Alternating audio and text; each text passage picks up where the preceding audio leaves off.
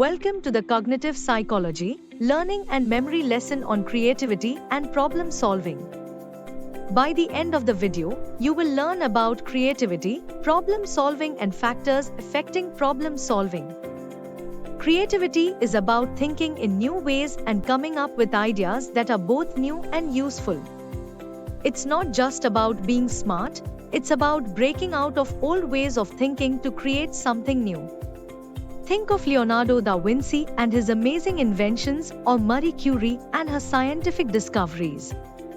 Creativity involves four key attributes: newness, usefulness, redefining problems, and being highly motivated and persistent.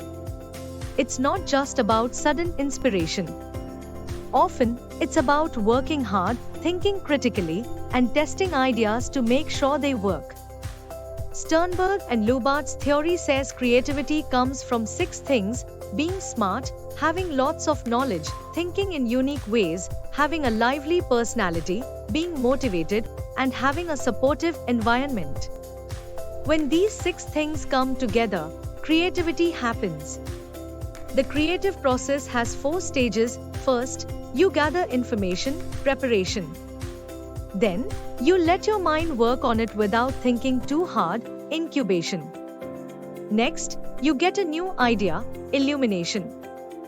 Finally, you test and improve the idea, verification. Creativity and intelligence are different. Intelligence involves solving problems with known solutions, using logical and analytical thinking, convergent thinking. Creativity uses divergent thinking, exploring many possible solutions and thinking beyond traditional boundaries. We measure creativity by seeing how well a person can think of different ideas. Tests like the Torrance tests of creative thinking check how fluently and flexibly a person can generate ideas, how original they are, and how well they can elaborate on these ideas. Problem solving is a process where you overcome barriers to reach a goal.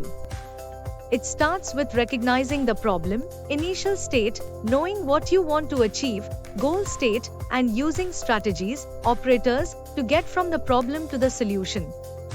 Problems can be well-defined, with clear steps and solutions, or ill-defined, with unclear steps and outcomes. Well-defined problems are solved with straightforward methods, while ill-defined problems need flexible, creative thinking and trial and error. Problem-solving strategies include algorithms, which are fixed procedures that guarantee a solution, and heuristics, which are flexible rules that simplify the process. Heuristics don't always give a perfect solution but often lead to good enough answers quickly. Many factors affect how well we solve problems, such as the nature of the problem, the solver's thinking style, the task's complexity and familiarity, and external conditions like resources and time. Knowing these factors helps us choose the right strategy. That concludes our lesson. For additional information on this lesson, please look at the content below the video in the online course. To get a list of the important questions and their answers for this lesson, please refer to the guidebook by our publications provided to you with this course for free. It shows you a list of all the questions that have the highest chance of coming in your next exams based on research carried out on previous year question papers. All the best, and I'll see you in the next lesson.